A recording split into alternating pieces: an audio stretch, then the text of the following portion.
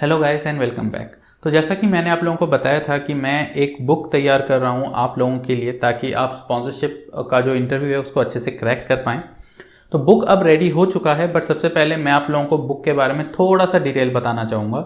एक चीज़ आप लोग ज़रूर ध्यान रखें कि ये बुक IMU CET के लिए नहीं है, ठीक है। ये बुक सिर्फ और सिर्फ स्पॉन्सरशिप इंटरव्यू के लिए है, ठीक है। क्योंकि बहुत सारे स्टूडेंट्स को कन्फ्यूजन रहता है कि स्पॉन्सरशिप इंटरव्यू में किस तरह के सवाल पूछे जाएंगे, क्या चीज़ें हैं जिसके लिए आप लोगों को प्रिपेयर करना चाहिए। तो इस बुक में आपको सब कुछ मिल जाएगा, ठीक है। स्पॉन्सरशिप इंटरव्यू में कौन से ऐसे क्वेश्चन है जो सबसे ज़्यादा पूछे जाते हैं, प्लस किस तरीके से आप उसको प्रिपेयर कर सकते हैं।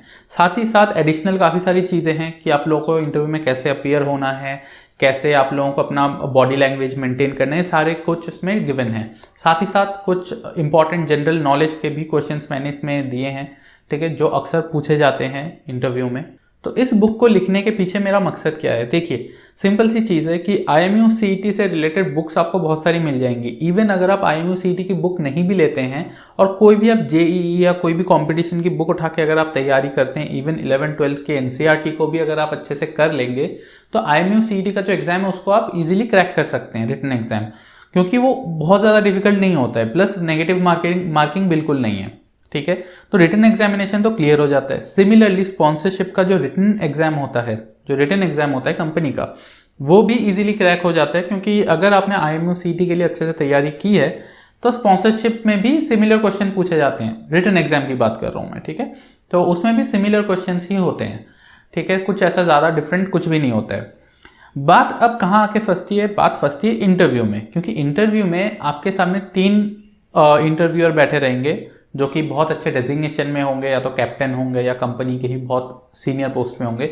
वो लोग आपका इंटरव्यू लेंगे, करेक्ट। और जब वो इंटरव्यू लेते हैं तो वो लोग आपके नॉलेज को टेस्ट करते हैं, ठीक है, आपके पैशन को जज करते हैं कि आप कितने पैशनेट हैं मर्चेंट नेवी ज्वाइन करने के लिए, और आपका नॉलेज कितना है शिप्स को लेके एंड शिपिंग इंडस्ट्री से रिलेटेड।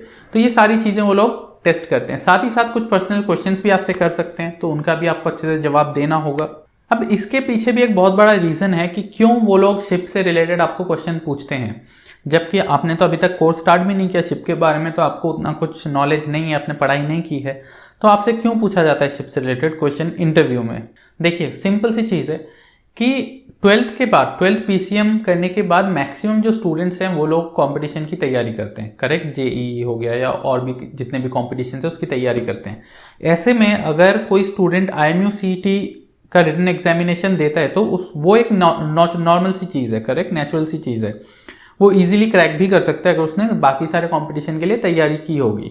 तो ऐसे में ये जज करना बड़ा मुश्किल होता है कि जो कैंडिडेट आ रहा है वो सच में इस करियर में, इस पर्टिकुलर फील्ड में अपना करियर बनाना चाहता है, या एज अ ऑप्शन वो लेके चल रहा है, ठीक है, कि अगर भाई इंजीनियरिंग में नहीं हो पाया तो चलो मर्चेंट नेवी में कर लेंगे, सैलरी तो अच्छी है ही यहाँ पे, करेक्ट। तो इस चीज़ को जज करना बहुत ज़रूरी होता है। तो इसी वजह से वो लोग शिप के बेसिक डिटेल्स के बारे में आप लोगों से पूछ सकते हैं, क्वेश्चंस पूछ सकते हैं, ठीक है। अगर कोई जेन्युइनली पैशनेट होगा मर्चेंट नेवी से रिलेटेड तो उसने ज़रूर कुछ ना कुछ तो पढ़ाई होगा शिप के बारे में, नॉलेज उसको होगा शिपिंग इंडस्ट्री के बारे में, तभी वो इस पर्टिकुलर करियर में जाना चाहता है, राइट।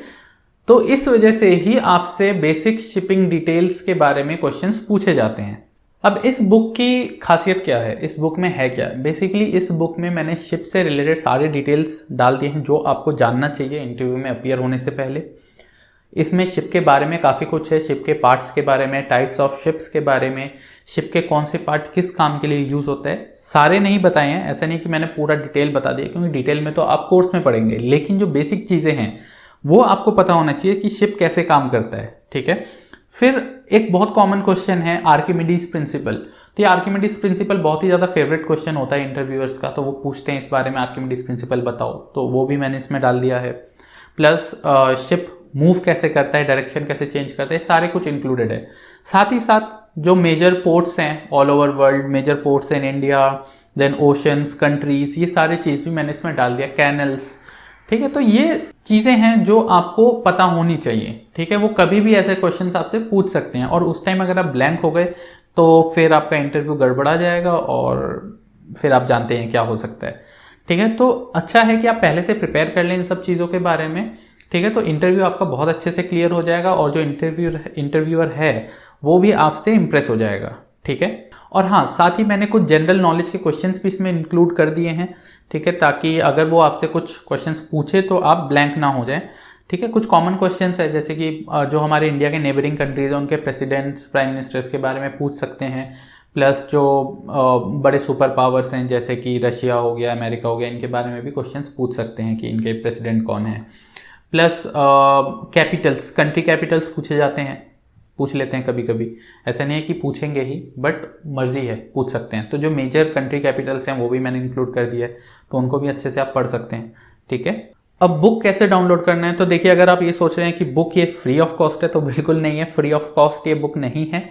ठीक है, बट मैंने एक नॉमिनल सा प्राइस रखा है बुक का, ताकि जैसे आप देखेंगे कि ऑनलाइन जो IMU, CET और बाकी सब से रिलेटेड बुक्स हैं वो 500 प्लस ही है। ठीक है, तो इतना महंगा मैंने नहीं रखा है, मैंने जस्ट 99 रुपीज़ इसका प्राइस रखा है।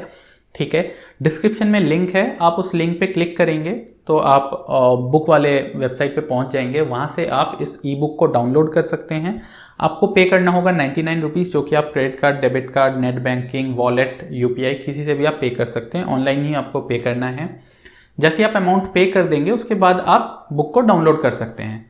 तो बुक डिजिटल फॉर्म में है। ठीक है, तो इसको आप अपने मोबाइल पे, टैबलेट पे, PC में या लैपटॉप पे पढ़ सकते हैं। साथ ही अगर आप चाहें तो इसका प्रिंट आउट भी ले सकते हैं, बट मेरे ख्याल से प्रिंट आउट लेने की ज़रूरत आपको नहीं पड़ेगी।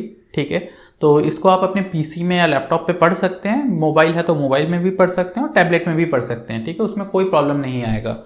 साथ ही बुक से रिलेटेड अगर कोई प्रॉब्लम आता है आप लोगों को, या डाउनलोडिंग से रिलेटेड या पेमेंट से रिलेटेड, तो आप लोग मुझे मैसेज कर सकते हैं मेरे इंस्टा पे। इंस्टा की ID मैंने डिस्क्रिप्शन में दे दिया है, तो वहाँ से आप मेरे इंस्टाग्राम के पेज पे जा सकते हैं और वहाँ मुझे मैसेज कर सकते हैं, तो मैं आपको रिप्लाई दे दूँगा कैसे इसको सॉर्ट आउट करना है। ठीक है, तो गाइस ये बुक आप लोगों के लिए बहुत हेल्पफुल रहेगा, इसको डाउनलोड ज़रूर कर लें। ठीक है, और कोई भी डाउट होता है, कुछ भी होता है, आप कमेंट कर सकते हैं या मुझे मैसेज कर सकते हैं। Thank you.